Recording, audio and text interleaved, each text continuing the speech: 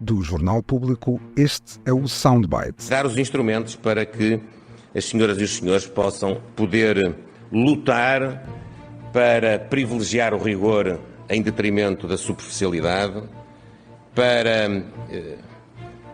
eu diria, não levem a mal, termos uma comunicação social mais tranquila na forma como informa, na forma como transmite os acontecimentos e não tão ofegante, às vezes, de uma notícia que parece que é de vida ou de morte, quando afinal as coisas estão a funcionar. Ruben Martins. E hoje, neste Soundbite, pergunta a Ana Sá Lopes, viva, sentes-te tranquila, Ana? Não, sinto-me ofegante, porque vim a correr de um lado, parei, ainda tenho uma notícia para escrever, e tenho uma notícia e depois tenho que cobrir logo à noite a reunião do grupo parlamentar do PS, e não sei o que fazer à minha vida. E tens que ouvir a entrevista do Primeiro-Ministro também. E tenho que ouvir ao mesmo tempo a entrevista, portanto estou totalmente ofegante.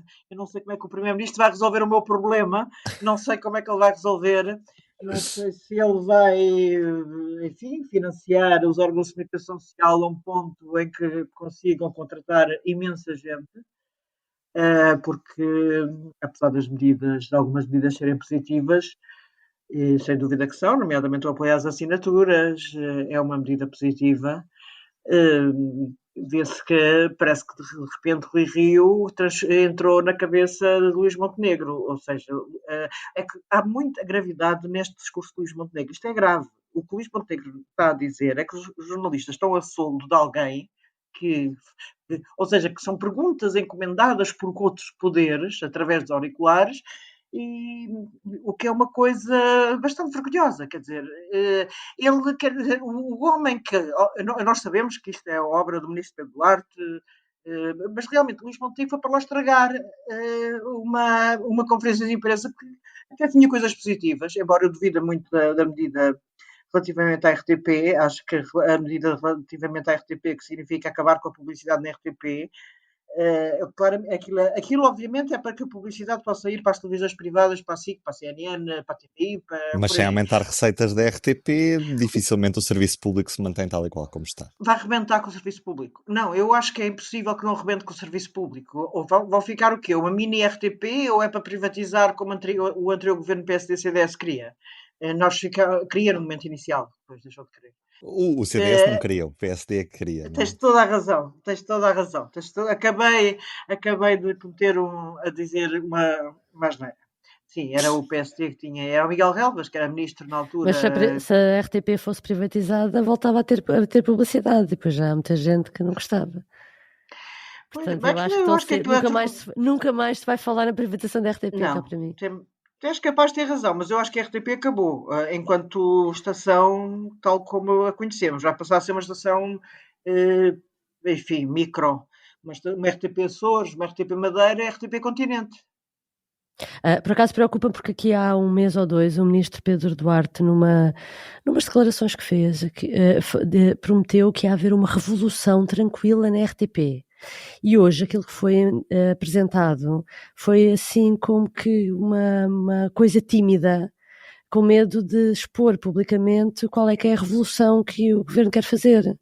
E o Presidente do Conselho de Administração, Nicolau Santos, disse claramente que para aquilo jogar uma coisa com a outra significa que na revisão de concessão do serviço público vão desaparecer várias coisas.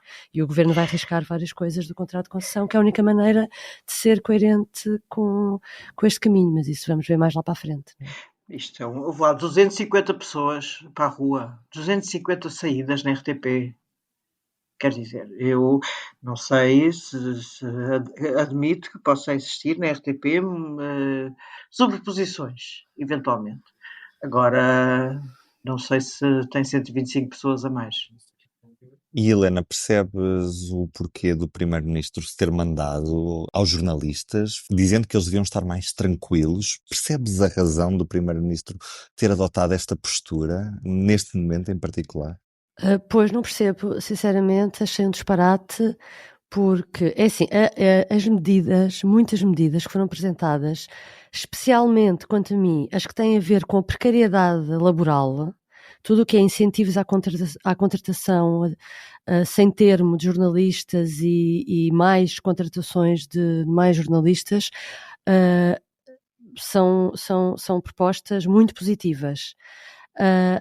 Aliado a isto, o que Luís Montenegro fez foi dizer: eu tenho um pacote destas medidas para apresentar, desde que vocês sejam uma imprensa ou uma comunicação social mais domesticada. É o que ele, com esta declaração de serem mais tranquilos, não andarem tão sôfregos atrás das coisas que não interessam com tanta pressa, de dar notícias ou de saber o que é que se está a passar em negociações, como era o caso agora das negociações do Orçamento de Estado, e é isso é que torna depois todo este evento triste, não é? Porque coisas que são positivas aparecem aliadas a uma tentativa. Aliás, o ministro Pedro Duarte também, não é só o Luís Montenegro, se fiz bem, a determinada altura, o ministro Pedro Duarte também diz que se a ERC começar a funcionar melhor, vamos ter a comunicação social com que sempre sonhámos.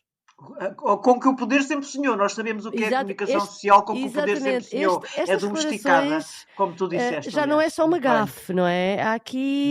Houve aqui vários níveis, porque assim, Luís Montenegro, a história dos auriculares, a forma como ele fala, aquilo que me irrita quando estou a dar uma entrevista e que os jornalistas estão com o auricular, há ali uma coisa um bocadinho de absurdo e de ignorância também. A história da comunicação social tranquila, aí não vejo qualquer... Aí foi uma coisa completamente liberada, não é? E, portanto, não acho que seja assim um fait divers, estás a perceber, nesta comunicação. Eu nunca vi nenhum poder que gostasse de uma comunicação social livre. É por isso que, quanto menos o poder estiver metido na comunicação, melhor será. Isto... ou seja, defendo obviamente os serviços públicos de televisão, rádio e até defenderia um jornal, e a luz obviamente, mas tem que se dar bastante, ou seja, tem que haver ali um grande contraforte que permita que o poder não entre lá. Todo o poder tem tentação de manipular a imprensa. E o mais espantoso é que todo o poder tem tentação de manipular a imprensa e costumam estar calados. Neste caso, o governo assume que quer os jornalistas mais simpáticos. Soutor, diga lá o que pensa. Faça favor de se explicar muito devagarinho, que nós não somos nada ansiosos. Parece uma coisa de... Quer dizer, eu acho que se isto fosse dito pelo Costa quando caiu em desgraça, era um escândalo nacional. Montenegro, como está a viver o estado de graça, pode não ser um escândalo nacional, porque essa história dos estados de graça é uma coisa que um dia devíamos tentar fazer uma tese de doutoramento. Falo aqui ao nosso professor Ruben. O nosso professor Ruben, pense nisso seriamente, em fazer uma tese de doutoramento sobre os estados de graça em política, porque é uma coisa muito interessante, porque imaginem António Costa a dizer uma coisa destas quando já estava em desgraça. Não quando estava em graça, porque toda a gente gostava dele, já sabe como é que era. Mas já no momento da desgraça. Sim, mas deixa-me só acrescentar que isto é dito porque as pessoas às vezes não sabem este tipo de coisas. Isto é dito por um primeiro-ministro que está há 6 meses em funções e que introduziu uma novidade relativamente ao que acontecia no passado, que são conferências de imprensa com direito a 3 perguntas. Antigamente já era difícil fazer perguntas, até havia momentos, como o Conselho de Ministros, em que havia muitos jornalistas e, portanto, tinha que haver um sorteio de 5 ou 7 perguntas. Agora não, vocês lembram-se da conferência de imprensa da Ministra da Justiça sobre os presos que se evadiram, teve direito a 3 ou 4 perguntas e ela fugiu. Não havia possibilidades. O Conselho de Ministros também está a acontecer da mesma maneira. Aquela conferência de imprensa da Ministra da Administração Interna sobre os fogos também teve direito a 3 perguntas. Portanto, quer dizer, vamos falar das condições e vamos falar da forma como é possível até sequer colocar questões ao Primeiro-Ministro, não é? Se vamos falar sobre isso, então vamos falar sobre tudo. Uma coisa é certa, este soundbite, e a Helena tem toda a razão, as perguntas têm sido altamente limitadas no Conselho de Ministros. Curiosamente, esta tarde, na conferência de imprensa sobre este programa de apoio aos média, não há limitação de perguntas. Não sei qual é que é o critério. Foi para festejar. Foi exatamente para concordo inteiramente com a Helena. Dar o flanco. Mas deixa-me partilhar que eu Gravei este podcast com auricular no ouvido, mas ninguém me disse as perguntas que tinha de fazer, para ficarem mais tranquilos. Um beijinho e até amanhã. Até amanhã. Beijinho, até amanhã. O Soundbites é um programa de Ana Sá Lopes, Helena Pereira e Ruben Martins. A música original é de Ana Marques Maia. Siga o podcast na sua aplicação preferida para não perder os novos episódios. O público fica no ouvido.